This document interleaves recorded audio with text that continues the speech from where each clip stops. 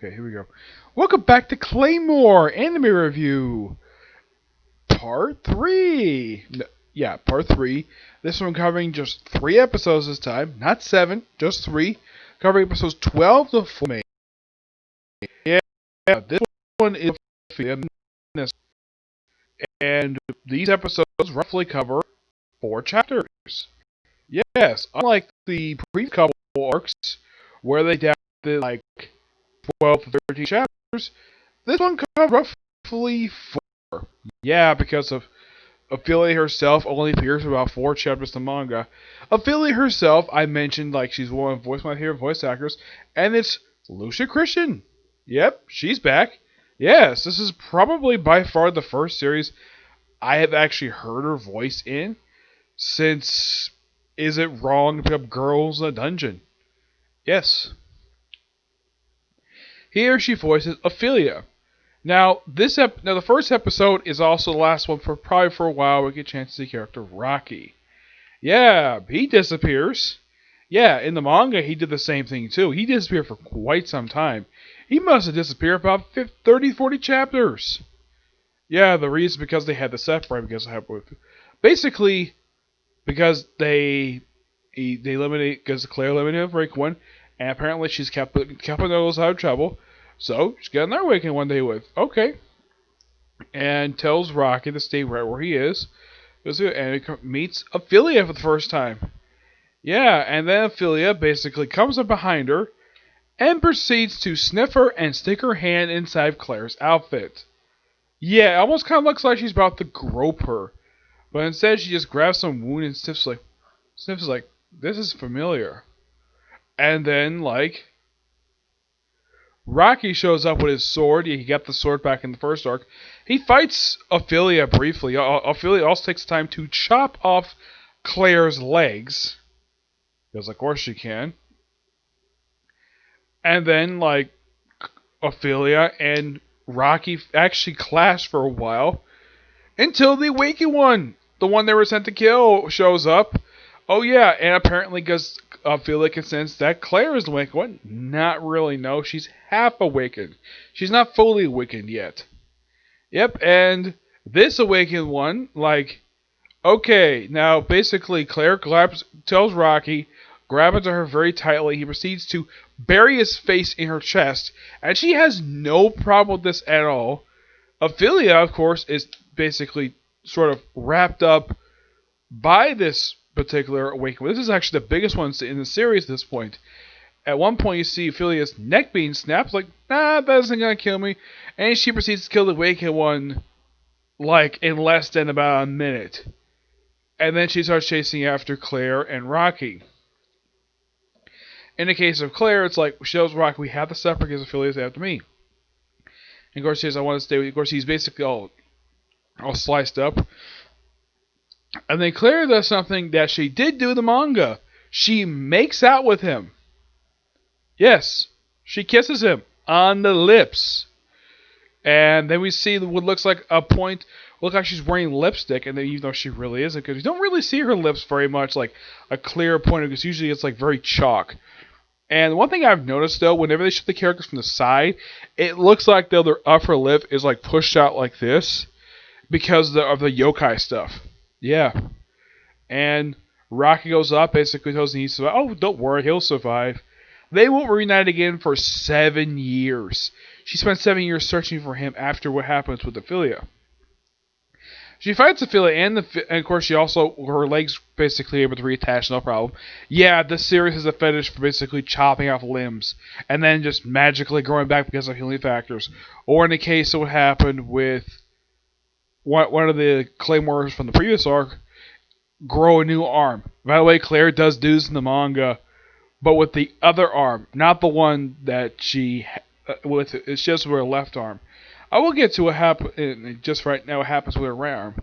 Her right arm gets chopped off by Ophelia, and she reaches the carrot. Of course, is also carrying a sword. Falls off a cliff, of course, making Ophelia think that she's dead. She really isn't.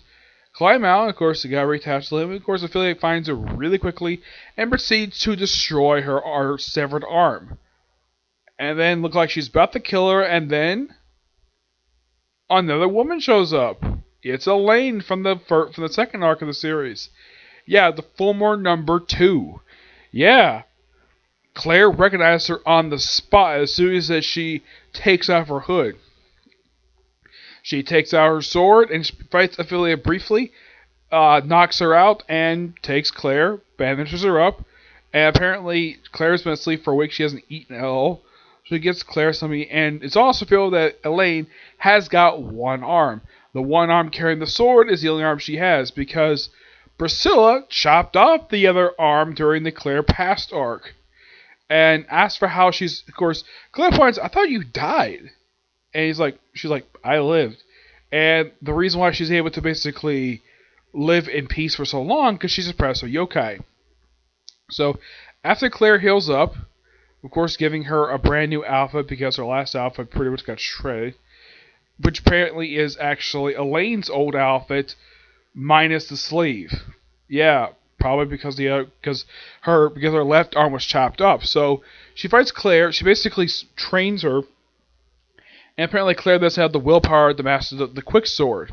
So she just gives her other arm, just chops it off, and of course she also chops up part of Claire's remaining arm, just to give Claire her arm.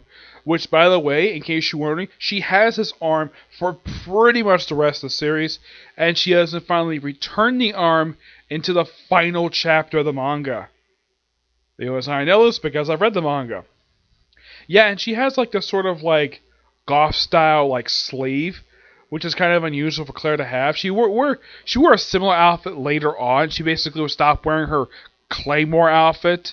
Yeah, when they do the time skip, they have her stop wearing that and wear completely different outfits, which I think the anime does get to that particular time skip. I don't know. I haven't got that far yet. So,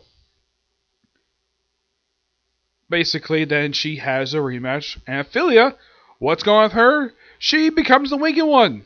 Yep, the Awakened One. And then she looks like her awakened form looks like basically a snake woman. Yeah, that's what she's become, a snake woman. By the way, not the first time basically Alicia Christian basically voiced a woman basically from a snake. She voiced Medusa from Soul Eater. So, this is nothing new for her at all. Yes, and I still hold the fact that she could, if they did a dub for Witchcraft Works, she could easily voice Medusa from that series. And Medusa is really not the main villain of the series. I don't remember who really is because it's a quite interesting series to read. And it's shocking, though, that JC Staff has never done second seasons of the series. I mean, the last episode was technically a canon episode. I'm surprised they haven't done any more with the series. Yeah, they did a couple of VAs, but that's simply it.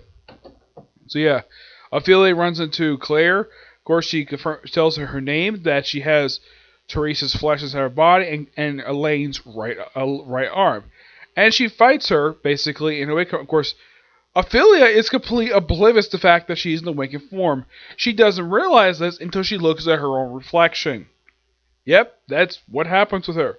Stage reflection, she's shocked when she sees. We see a little flashback, apparently her brother died protecting her. And it kind of looks like Priscilla was the one who killed her brother and her family. But it's, from what I can tell, I think it is her, but by the way it looks in the flashback, it's Priscilla, who probably is the one who killed her, but kill her family. But nope, they don't really. She doesn't say that at all. Nope, she doesn't. Excuse me. And then she proceeds to slice up her snake legs, just so she can kill her when she's in human form. And by the way, Ophelia is completely naked. Like, we can see her chest. Not her butt, just her chest. Because apparently when she became awakened form, she apparently shed her clothing. By the way, Priscilla did the same thing. She shed her clothing, now she's completely naked. And, well, Ophelia is too. And then, of course, well, Claire proceeds to, well, first she stops halfway, because arms finally, then she's like, screw it. And she proceeds to slice her all the way to her human body. And then she just stabs her in a way where she kind of reforms back to her human form, where she's not forgiven. And that's it. That's the end of the arc, basically her walking off. And of course, Elaine is confronted by Rafaela, making her anime debut. Yeah, she's number 5.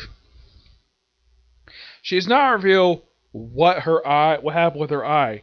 Now Elaine herself does survive her encounter with Rafaela, but I'm not gonna say how she survived, but she does survive her encounter with her.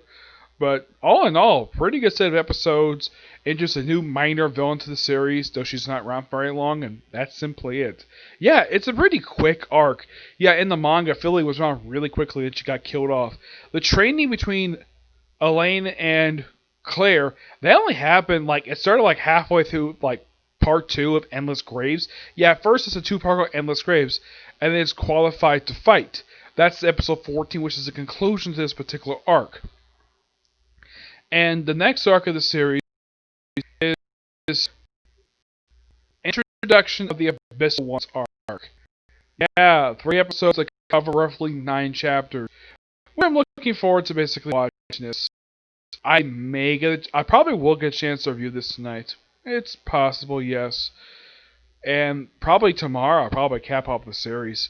So I can probably move on to different anime. Because this is one violent anime. I have not encountered a violent anime. This is probably the first violent anime I've encountered this year.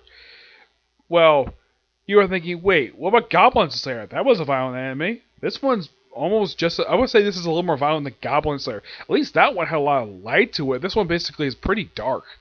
Not to the point you can't see what's going on, but it's pretty dark of a series. And plus, there's tons of nudity.